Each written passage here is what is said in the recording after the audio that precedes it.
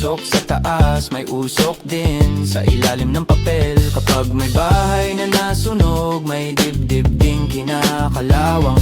At sa jeep na siksikan, mabagal ang usad, mabilis ang buntong hininga.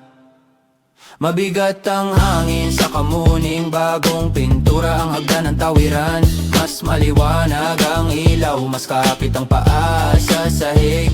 Pero sa ibaba, buhol pa rin ang busina at pawis.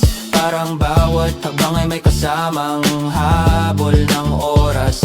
May estudyanteng yakap ang payong kahit wala namang ulan. May kahera na kumakain habang naglalakad, ayaw mahuli. May wadyang nakatanaw sa agos ng tao, di kumikibo. At ang syudad parang lalamunang puno ng alikabok. Lunok ng lunok, hindi mabusog, hindi rin makapagsalita. Pagsapit ng gabi, usok pa rin ang kapit sa damit.